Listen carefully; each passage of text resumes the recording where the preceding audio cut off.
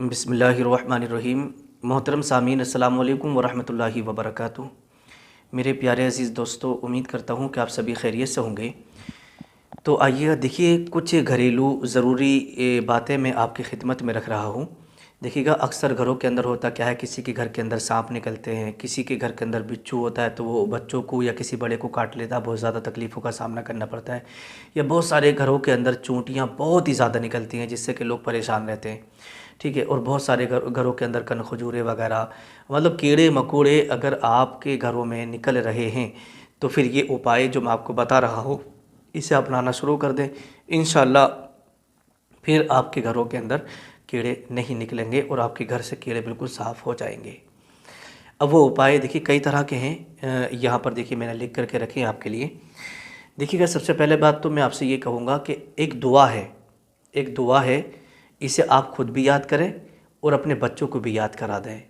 इसके ताल्लुक़ से लिखा है कि जो बंदा, जो शख्स सुबह को इस दुआ को पढ़ लेगा तो शाम तक उसे कोई जानवर तकलीफ़ नहीं पहुंचा सकता, चाहे वो जहरीला जानवर हो या वैसे कोई जानवर हो।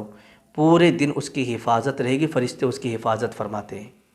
और अगर कोई बंदा शाम को इस दुआ को पढ़ लेगा तो सुबह तक अल्लाह के फ़रिश्ते उसकी हिफाजत फरमाते हैं। कोई कीड़ा मकोड़ा, कोई जहरीला जानवर उसे कभी नहीं तकलीफ़ पहुंचा सकता। अब वो दुआ क्या है, उसके बाद में मैं आपको इसके उपाय भी बताऊंगा। जो लोग दुआ जिनकी याद नहीं है तो ये उपाय भी अपना सकते हैं। तो देखिएगा, दुआ है अल्लाहुम्मा इन्नी अऊज़ु बिकलिमातिल्लाहि ताम्माति मिन शर्रि मा खलक़। इस दुआ को आपको रोज़ाना पढ़ लेना है। सुबह को पढ़ेंगे तो शाम तक आपकी हिफाजत रहेगी और शाम को आप पढ़ लेंगे तो सुबह तक आपकी हिफाजत रहेगी। देखिए, करना क्या है, अगर आपके घरों के अंदर कीड़े मकोड़े, सांप बिच्छू वगैरह निकलते हों या घर के अंदर ख़तरा हो तो करना क्या होगा कि आपको एक पाव नौशादर ले लेना है।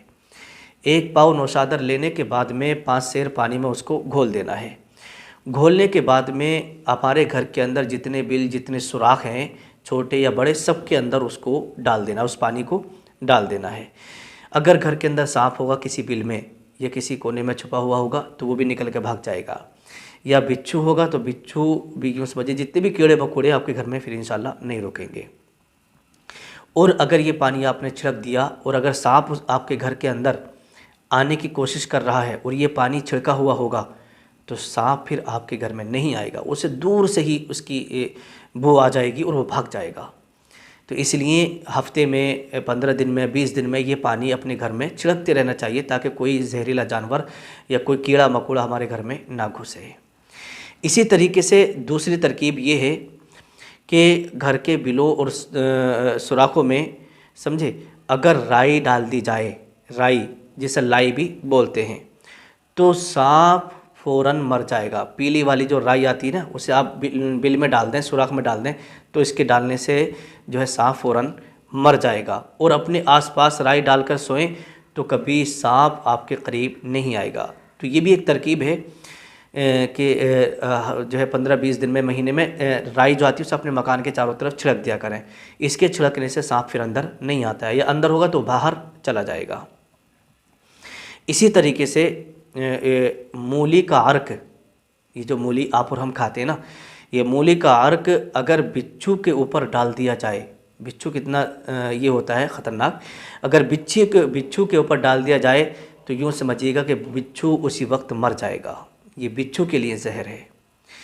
और अगर बिच्छू के सुराख में मूली के चंद टुकड़े काट कर डाल दिए जाएं तो बिच्छू अपने बिल में ही, अपने सुराख में ही मर जाएगा, बाहर नहीं निकल पाएगा। इसी तरीके से दूसरी तरकीब ये है कि चिरचिटा जो घास आती है, समझे, जो किसान लोग हैं वो जानते हैं, चिरचिटा घास, उसकी जड़ अगर आप बिछोने पर रख दें, अपने बिस्तर पर आप रख दें तो बिच्छू बिस्तर पर नहीं आ सकता।